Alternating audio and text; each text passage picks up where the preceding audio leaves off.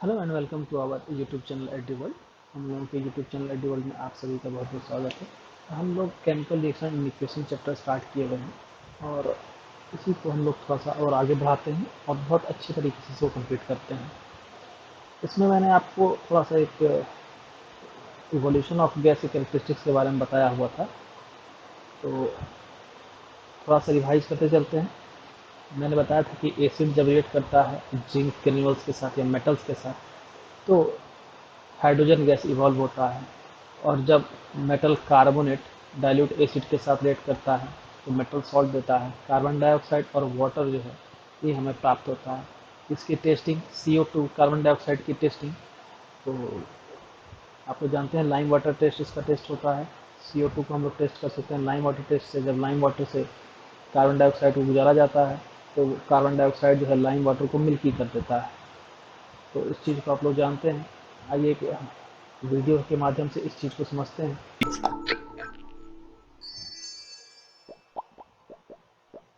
using clear lime water. Calcium hydroxide, which is known as clear lime water, is used to detect the presence of carbon dioxide gas CaOH जो कि produced calcium from the hydroxide होता reaction है, इसका of इस्तेमाल करके हम sodium लोग carbonate or sodium bicarbonate salts. Carbon dioxide gas जो निकल रहा है उसको टेस्ट कर सकते हैं। मेटल कार्बोनेट लिया हम लोगों ने, जो सेक्शन की मैं भी बात किया कि मेटल कार्बोनेट एसिड से रिएक्ट कराते हैं। ये With हाइड्रोक्लोरिक diluted एसिड है, hydrochloric acid, इसमें थोड़ा सा हाइड्रोक्लोरिक एसिड को कुक किया जाएगा। ये फ्रीजिंग देखिए हो रहा है, कार्बन डाइऑक्साइड गैस का फॉर्मेशन हो रहा है। इस कार्बन डाइऑक्साइड को जब पास करा जाएगा लाइम वाटर के bypassing साथ, the gas through clear lime water. Clear lime water से, इस तरह से देखिए कलर में चेंजिंग आ रहा है और ये What do दोबारा you मिल्की observe? होता चला जा रहा है। ये Clear ऑब्जर्व lime कैसे water समझना है, यहाँ turns पर देखिए क्या milky. हुआ। यहाँ पर एक चेंज हुआ, किस चीज में चेंज हुआ कि कार्बन डाइऑक्साइड को जब लाइम वाटर से पास कराया गया तो उसका कलर चेंज कर गया। तो ये चेंजिंग कलर का भी उदाहरण हो सकता है। अगर आप इस रिएक्शन को याद रखिएगा तो चेंज ऑफ कलर वाले भी रिएक्शन में आप इस रिएक्शन को डाल सकते हैं, दे सकते हैं, लिख सकते हैं। CBSE जो है आपका, या BSE भी हुआ, या कोई भी स्टेट बोर्ड का जो भी एग्जाम है, वो लगभग सभी सभी NCERT को फॉलो करते हैं। और NCERT जो है उसके बेस पर हम लोग क्लास कर रहे हैं। तो आप लोग चाहे किसी भी बोर्ड के हों, CBSE के हों, बिहार बोर्ड के हों, या पंजाब बोर्ड के हों, वेस्ट बंगाल बोर्ड के हों, उड़ीसा बोर्ड के हों, अगर NCERT फॉलो होता है आपके यहाँ, निश्चित रूप से ये वीडियोस आपके लिए हेल्पफुल होंगे। On passing carbon dioxide gas through it for a short time ये चीज़ याद due रखिए, to कार्बन डाइऑक्साइड को एक्सेस मात्रा में नहीं हम लोग पास कराएंगे, एक limited amount of carbon dioxide gas में पास कराएंगे तो वो सॉल्यूशन मिल्की होगा। अगर तो एक्सेस कार्बन डाइऑक्साइड को पास करा दिया जाएगा तो वापस से सॉल्यूशन जो है मिल्की होने के बाद फिर धीरे धीरे करके वापस अपने फ्री स्टेट में क्लियर सॉल्यूशन बन जाएगा। the formation of springly soluble calcium carbonate in water. Reaction में यहाँ पर देख रहे हैं क्या हो रहा है, कैल्शियम On कार्बोनेट का passing फॉर्मेशन हो carbon रहा है। dioxide gas for a longer time, the precipitate disappears, since ये दो चीज का रिएक्शन का एग्जाम्पल होता है। ये प्रेसिपिटेशन रिएक्शन का भी उदाहरण है और साथ में ये इवोल्यूशन ऑफ गैस का भी उदाहरण है। इवोल्यूशन ऑफ गैस कैसे, यहाँ पर डाइल्यूट एसिड को जब मेटल कार्बोनेट में डाला गया, आपने देखा कि मेटल सॉल्ट बना, करस्पॉन्डिंग सॉल्ट जो भी था उसका वो बना और कार्बन डाइऑक्साइड का फॉर्मेशन हुआ। कार्बन डाइऑक्साइड का टेस्ट भी आपने करके देख लिया, किस तरह से कार्बन डाइऑक्साइड जो है उसको हम लाइम वाटर से टेस्ट कर सकते हैं और वाटर इसके साथ फॉर्म करता है। तो यह जो है करेक्टराइज होता है किसी इवोल्यूशन ऑफ हाइड्रोजन गैस से। अगर हम लोग फॉर्मेशन ऑफ प्रेसिपिटेट की बात करें, प्रेसिपिटेट क्या होता है, जो अनसॉल्युबल प्रोडक्ट रह जाता है किसी भी रिएक्शन में। जैसे किसी टेस्ट ट्यूब में लेकर के हम लोग किसी दो चीज़ के बीच में अगर रिएक्शन करा रहे हैं और हमको एक ऐसा चीज़ मिलता है जो पानी में सॉल्युबल नहीं है, वाटर सॉल्युबल नहीं है, तो वो हमको क्या कहलाता है, प्रेसिपिटेट कहलाता है। एक रिएक्शन जैसे कि पोटासियम आयोडाइड का लीड नाइट्रेट के साथ रिएक्शन है, तो लीड की वैलेंसी 2 होती है, नाइट्रेट की वैलेंसी 1 होती है। याद रखिएगा, किसी भी जब फार्मूला को लिखिए आप लोग, बाइंड्री कंपाउंड के फार्मूला को लिखिएगा तो उसमें क्या होता है, वैलेंसी ट्रांसपोज होती है। लीड की वैलेंसी यहाँ आ जाएगी, नाइट्रेट की वैलेंसी यहाँ आ जाएगी, ये PbNO3 हो जाएगा और ये पोटासियम आयोडाइड Ki हो जाएगा। तो जब इन दोनों को रिएक्ट कराएंगे क्या बनेगा हमारा, PbI2, क्योंकि लीड की वैलेंसी 2, आयोडीन की वैलेंसी 1 और पोटासियम नाइट्रेट KNO3। पोटासियम की वैलेंसी 1 और नाइट्रेट की वैलेंसी भी 1 होती है। यहाँ पर क्या होता है, पोटासियम आयोडाइड सॉल्यूशन जो है लीड नाइट्रेट में जो डाला जाता है तो ये लीड आयोडाइड का प्रेसिपिटेट फॉर्म करता है, येलो प्रेसिपिटेट। हमको यह फॉर्मेशन ऑफ प्रेसिपिटेट, ये इवोल्यूशन ऑफ गैस क्या बताएगा? यह सिर्फ इतना ही हमको बताएगा, इससे हमको इतना ही समझ में आएगा कि यहाँ पर कोई केमिकल रिएक्शन हो रहा है, और आपको यही पढ़ना है कि कहीं पर केमिकल रिएक्शन हो रहा है, उस चीज़ को आप कैसे निकालेंगे कि हाँ यहाँ पर केमिकल रिएक्शन हो रहा है, आप कैसे बताएंगे? तो आप ऐसे ही बताएंगे कि जब वहाँ पर किसी प्रेसिपिटेट का फॉर्मेशन हो रहा है तो आप कहेंगे कि हाँ यहाँ पर एक केमिकल रिएक्शन हो रहा है, ये जो केमिकल रिएक्शन है कैरेक्टराइज हो रहा है किससे?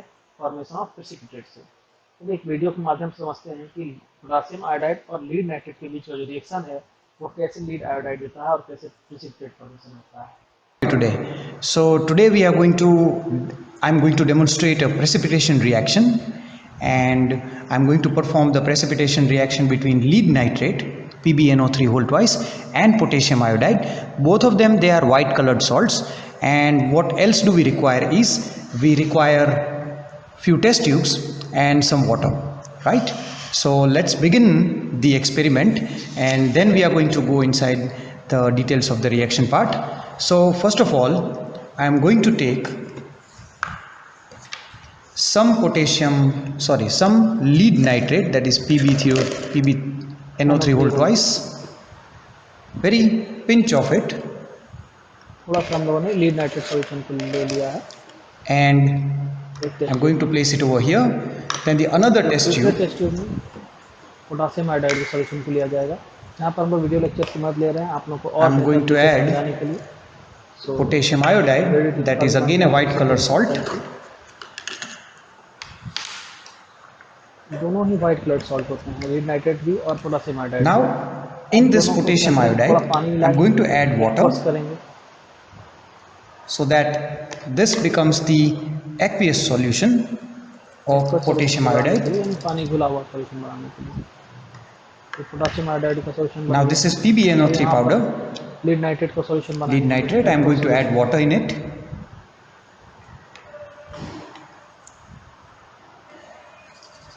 Shake it well. Now PbNO3 whole twice this is the aqueous solution, this is the aqueous solution of potassium iodide. Now all potassium compounds are soluble in water and all nitrates are soluble in water. Now you can add any of these solutions into one another. मिला सकते हैं, तो इसी को से मिला कर देखते हैं। ध्यान दीजिएगा कलर में कोई चेंज आता है। There you go people, fantastic. तो So अच्छे here as you तरीके can से यहाँ see, पर चेंज आया। यहाँ पर क्या देखने के लिए मिल रहा है कि ये कलर कैसा हो गया, येलो हो गया। और ये येलो कलर क्यों हो गया?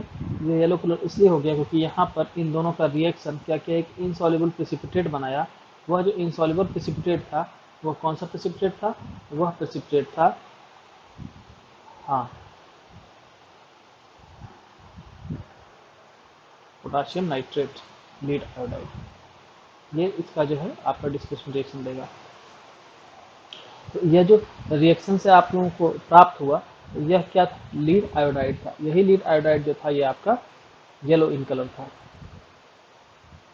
येलो प्रेसिपिटेट था। तो इस चीज़ को ध्यान रखिएगा कि यहाँ पर फॉर्मेशन प्रेसिपिटेट का हो रहा है, इसलिए हम लोग कह सकते हैं यहाँ पर एक क्या हुआ है? केमिकल रिएक्शन हुआ है। इस तरह से यहाँ पर कार्बन डाइऑक्साइड का भी जो रिएक्शन था मेटल कार्बोनेट का डाइल्यूट एसिड के साथ, जो कार्बन डाइऑक्साइड दिया, इस कार्बन डाइऑक्साइड को जब लाइम वाटर से पास करा रहे हैं, यानी कि CaOH2 ये आपका सिलेक्ट लाइम हुआ या लाइम वाटर हुआ, जब इससे कार्बन डाइऑक्साइड को पास कराएंगे CO2 को, तो आपका जो बनेगा CaCO3 कैल्शियम कार्बोनेट बनेगा। यह भी आपका क्या होता है? ये वाइट कलर्ड प्रेसिपिटेट होता है। तो यह रिएक्शन भी आपका जो है ये किस में आ जाएगा? ये आपका आ जाएगा प्रेसिपिटेशन रिएक्शन का ही एग्जाम्पल हो जाएगा। प्रेसिपिटेट सिंपल से आप याद रखिएगा, वह चीज़ जो कि वाटर में डिजॉल्व नहीं होती है प्रेसिपिटेट कहलाती है। तो इस तरह से हम लोग कह सकते हैं कि जो रिएक्शन है between potassium iodide and lead nitrate can be characterized by the formation of yellow precipitate of lead iodide. Simple है।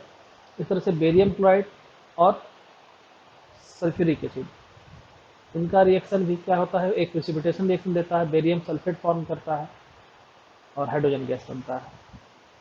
तो ये हम लोग इस तरह समझ गए कि कैरेक्टरिस्टिक किस तरह से होता है। येलो प्रेसिपिटेट फॉर्म करता है और यहाँ पर वाइट प्रेसिपिटेट फॉर्म करता है बेरियम सल्फेट का। तो प्रेसिपिटेट ये समझे आप। Change in colour, change in colour एक और तरीका है जिससे कि हम लोग समझ सकते हैं हम लोग के आसपास में कोई केमिकल रिएक्शन हुआ है। जब भी कभी साइट्रिक एसिड रिएक्ट करेगा पोटेशियम परमैंगनेट सॉल्यूशन के साथ में, तो जो पर्पल कलर होता है पोटासियम परमैंगनेट का, वह डिसअपियर हो जाता है, समाप्त हो जाता है।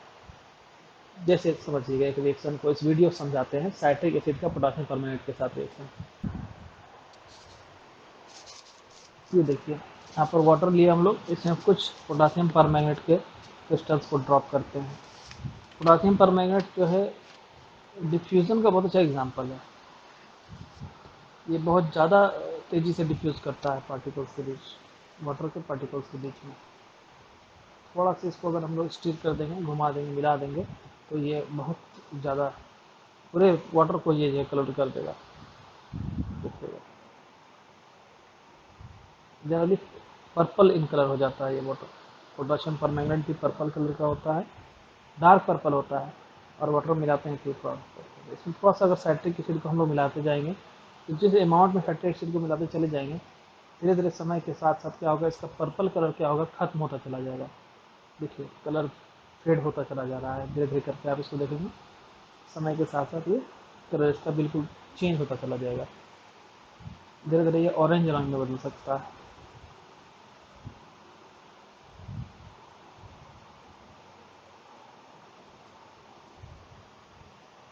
ठीक है, तो इस तरह से आप लोग समझ लिए सॉल्यूशन जो है बिल्कुल धीरे धीरे करके चेंज होते होते होते तो बिल्कुल वाटर कलर का हो जाएगा ये, जैसा ये था पहले समय के साथ साथ। तो ये क्या रिप्रेजेंट करता है, तो ये क्या दर्शाता है, यह दर्शाता है कि यहाँ पर क्या हुआ है, कलर का एक चेंज हुआ है जब साइट्रिक एसिड रिएक्ट करता है किसके साथ, पोटासियम परमैंगनेट सॉल्यूशन के साथ। तो जो पर्पल कलर होता है पोटासियम परमैंगनेट का, वो डिसअपियर होता है, खत्म हो जाता है। इस तरह से एक और रिएक्शन है, जब सल्फर डाइऑक्साइड गैस को पास कराया जाता है एसिडिफाइड पोटासियम डाइक्रोमेट सॉल्यूशन से, तो जो केमिकल रिएक्शन होता है वो करेक्टराइज होता है चेंज इन कलर से। और कलर कैसे चेंज करता है, ऑरेंज से कलर चेंज होकर इसमें बदल जाता है, ग्रीन बदल जाता है। तो इस चीज़ को याद रखिएगा कि जब भी सल्फर डाइऑक्साइड गैस को पास कराया जाता है एसिडिफाइड पोटासियम डाइक्रोमेट सॉल्यूशन से। एसिडिफाइड पोटासियम डाइक्रोमेट सॉल्यूशन क्या है, कि पोटासियम डाइक्रोमेट में थोड़ा सा एसिड मिला देंगे। आइए इसको भी हम लोग वीडियो के माध्यम से सहायता से देख लेते हैं, किस प्रकार से सल्फर डाइऑक्साइड गैस को हम लोग पोटासियम डाइक्रोमेट सॉल्यूशन के साथ में रिएक्शन कराते हैं।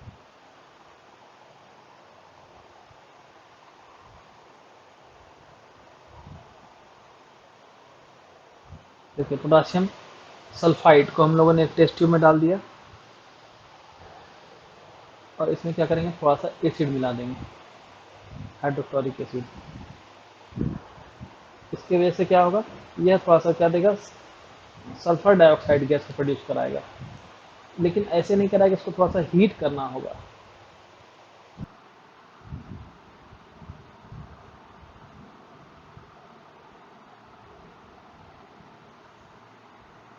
ये प्रोड्यूस करेगा सल्फर डाइऑक्साइड गैस, और जब ये निकलेगा इससे, देखिए मिलाने से इस तरह से, ना ये इतना आसान नहीं होता, थोड़ा इसको वार्म करना होता है मिक्सचर को। ये हीट दे रहे हैं हम लोग, देखिए ये बर्नर है, इस बर्नर से इसको टेस्ट ट्यूब को हीट करेंगे। ये नॉर्मल टेस्ट ट्यूब नहीं है, ये बॉइलिंग ट्यूब कहलाता है। टेस्ट ट्यूब को हम लोग हीट नहीं कर सकते, वो पिघल जाएगा। बॉइलिंग ट्यूब को थोड़ा देर तक गर्म किया जा सकता है। तो गर्म करने से, हीट करने से क्या होता है, action of heat, action of heat क्या करता है, इंक्रीज कर देता है, जो उसके मॉलिक्यूल्स होते हैं उनको फास्टली रिएक्ट करने के लिए इंक्रीज कर देता है, यानी रेट ऑफ रिएक्शन बढ़ा देता है, स्पीड रिएक्शन का इनहेंस कर देता है।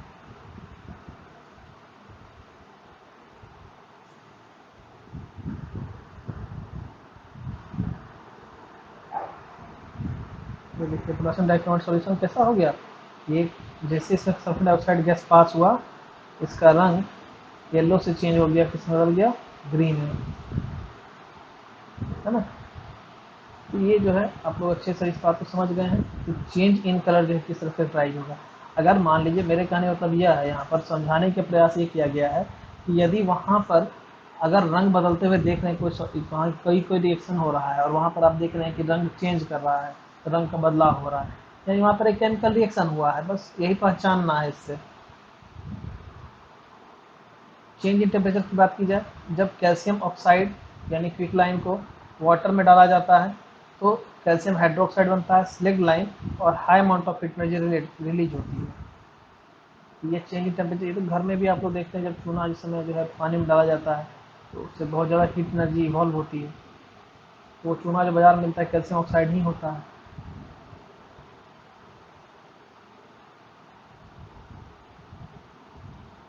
तो ये कहा सकता है कि जो केमिकल रिएक्शन क्विकलाइम और वाटर के बीच में है वो कैरेक्टराइज किया गया है एक चेंज इन टेम्परेचर के द्वारा, और वह चेंज कैसा है, एक्सोथर्मिक है, यानी कि हीट उससे निकल रहा है। और कहिए ये रिएक्शन भी मैं दिखा देता हूँ आप लोगों को, कैल्शियम ऑक्साइड, और लेकिन इसकी आवश्यकता नहीं, घर में देखेंगे कभी न कभी कहीं न कहीं पर देखे होंगे। तो जब चूना इस्तेमाल होता है तो पहले उसको पानी में भिगाया जाता है, डाला जाता है, उसके बाद ही उसको अप्लाई किया जाता है। तो वह जो चूना बाजार मिलता है वह क्विकलाइम के फॉर्म मिलता है, सॉलिड फॉर्म में। यह क्विकलाइम जो वाटर के साथ रिएक्ट करता है तो ये कैल्शियम हाइड्रोक्साइड स्लेग लाइम बनाता है, और साथ में ये हीट एनर्जी को फॉर्म करता है। हम लोग ये कह सकते हैं जो केमिकल रिएक्शन है क्विकलाइम और वाटर के बीच में कैरेक्टराइज हो रहा है चेंज इन टेम्परेचर से, और वो चेंज कैसा है, राइज इन टेम्परेचर है। राइज इन टेम्परेचर का मतलब हो गया एक्सोथर्मिक रिएक्शन। अगर बेरियम हाइड्रोक्साइड को ऐड करते हैं अमोनियम क्लोराइड में, यह एक इम्पॉर्टेंट रिएक्शन है, इस दो रिएक्शन को याद ही रखिएगा। एक रिएक्शन क्विकलाइम वाटर वाला, और दूसरा बेरियम हाइड्रोक्साइड को जब हम लोग जोड़ते हैं, डालते हैं कहाँ, अमोनियम क्लोराइड के साथ में, तो जो टेस्ट ट्यूब में डालने के बाद थोड़ा सा ग्लास रॉड से मिलाया जाता है, तो जो बेरियम क्लोराइड होता है अमोनिया और वाटर फॉर्म करता है। लेकिन इस दौरान जो है एनर्जी का अवशोषण होता है, एनर्जी एब्जॉर्ब किया जाता है इस रिएक्शन में, और इस एनर्जी के एब्जॉर्प्शन के कारण जो टेम्परेचर होता है वह टेम्परेचर रिएक्शन में क्या होता है, फॉल कर जाता है, गिर जाता है।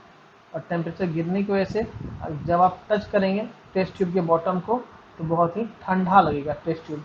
तो यहाँ पर जो रिएक्शन कैरेक्टराइज हो रहा है वह किस चीज़ से हो रहा है, यहाँ पर है चेंज इन टेम्परेचर, और वो चेंज इन टेम्परेचर कैसा है, इंडोथर्मिक है, इंडोथर्मिक।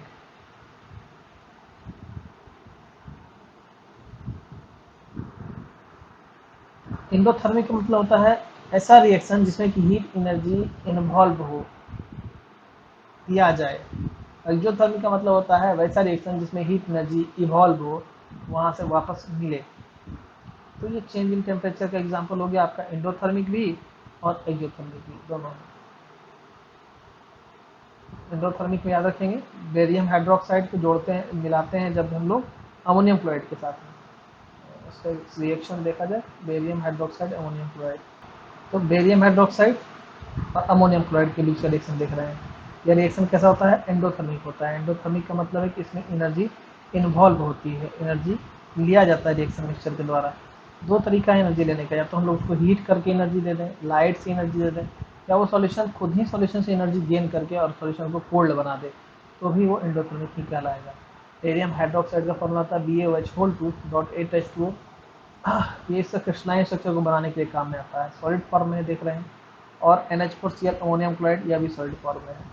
इसके बीच का रिएक्शन देखिए कैसे परफॉर्म होता है।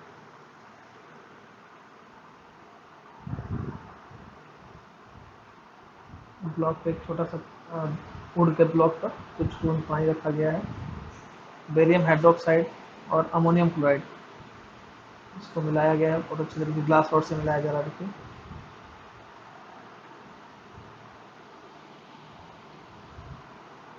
अब जहाँ पर मॉइस्चर ब्लॉक था उसके ऊपर रखा गया। तो जो रिएक्शन मिक्सचर था इसका टेम्परेचर फॉल कर गया, और इतना गिर गया टेम्परेचर का मिक्सचर, वह जो वाटर था वो जम गया, जो ब्लॉक के ऊपर डाला गया था वो वाटर जम गया, और जम करके क्या किया, दोनों को सटा दिया एक दूसरे के साथ में। जैसे आइस, फ्रीजर में आइस जमता है तो क्या करता है, फ्रीजर में आइस जमता है तो ग्लास के साथ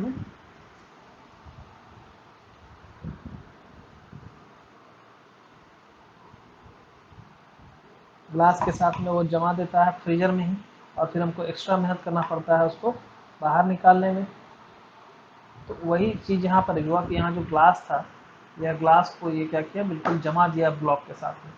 और जमा देने के कारण क्या होगा, जब आप बीकर को केवल उठाएंगे अपना, तो उस बीकर के साथ साथ आपका ब्लॉक भी उठ जाएगा इस तरह से। यहाँ हम लोग समझ पा रहे हैं कि जो रिएक्शन मिक्सचर है वो इसको करके ठंडा कर दिया। ये चीज़ें ये आपके समझ से बाहर हैं, एंथैल्पी की बातें हैं, तो उसको आप लोग ध्यान नहीं दीजिए। एक और रिएक्शन इसी का दिखाया जा रहा है, देखा जाए इसको भी। सब एक्सपेरिमेंट हम लोग कहीं देखने के लिए मिल सकता है, तो खुद ही करके अभी फ़िलहाल रिस्क लेने की आवश्यकता थोड़ी देख के समझ लीजिए। ये बेरियम हाइड्रोक्साइड है, क्योंकि क्रिस्टलाइन स्ट्रक्चर इसका 8 मॉलिक्यूल्स ऑफ वाटर होते हैं इसके अंदर क्रिस्टलाइन स्ट्रक्चर मेंटेन करने के लिए। अमोनियम क्लोराइड और बेरियम हाइड्रोक्साइड दोनों को मिलाया जा रहा है। समझते हैं रिएक्शन को। ये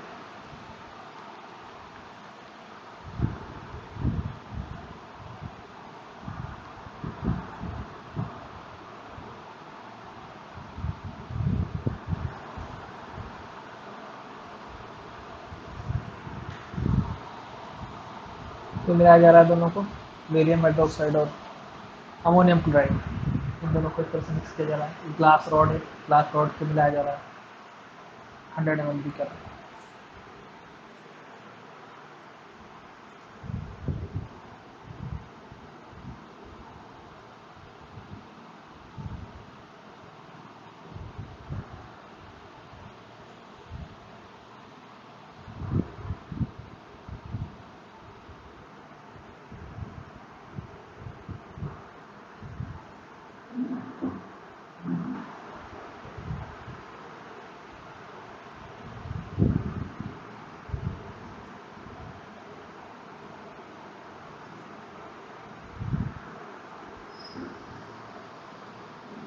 वाह, देखिए इसमें ये इसमें जो है वाटर दिया था, जम गया इसके साथ में बिल्कुल।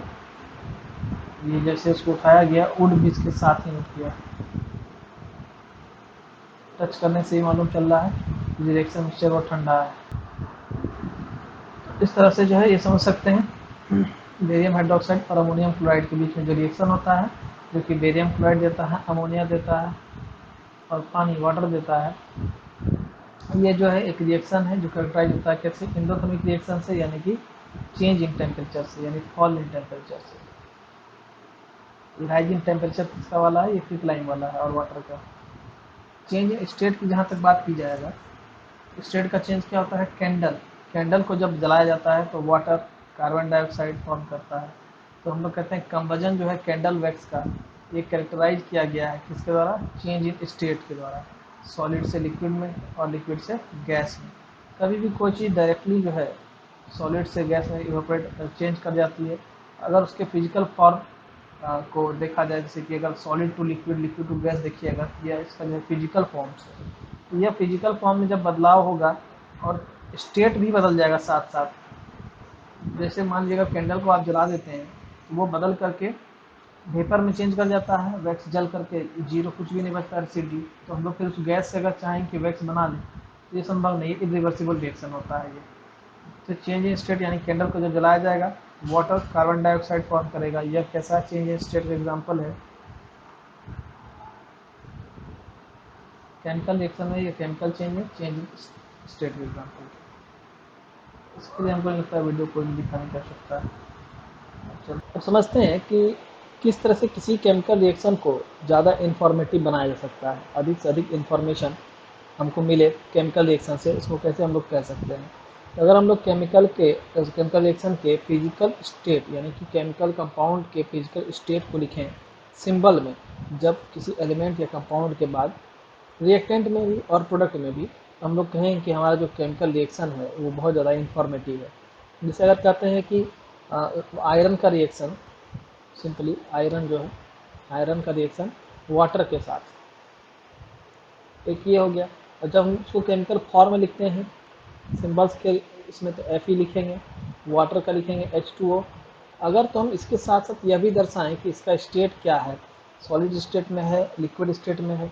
सॉलिड में है तो कौन है सॉलिड में, लिक्विड में है तो कौन लिक्विड में है। अगर इसको साथ में दर्शाएं तो ये और ज़्यादा इन्फॉर्मेटिव बना देता है हमारे रिएक्शन को।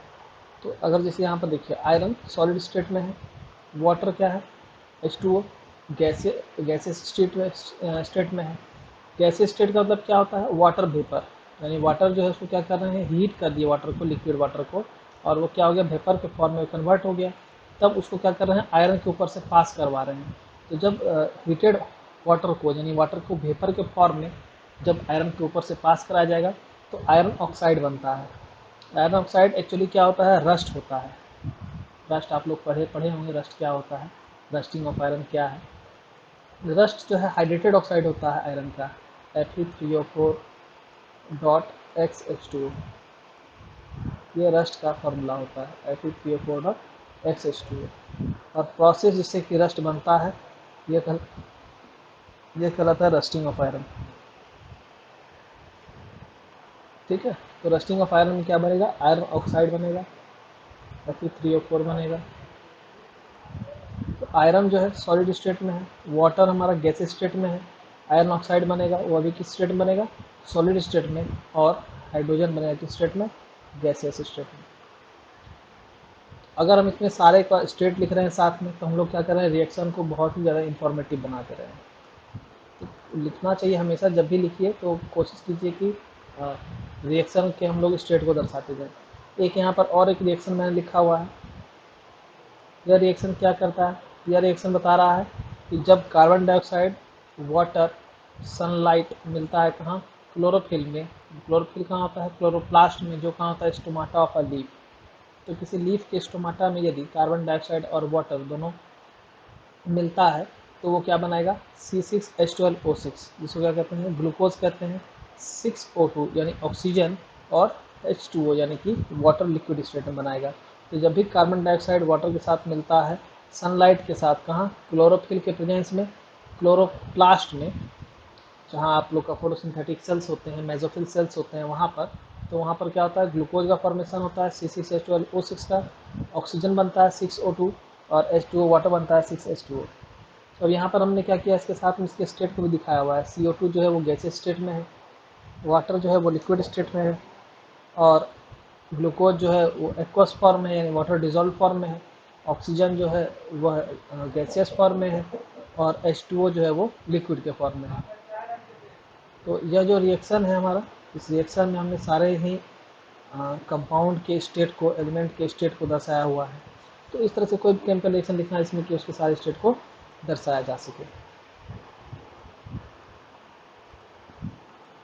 तो टाइप ऑफ केमिकल रिएक्शन, ये पार्ट हम लोग कल करेंगे।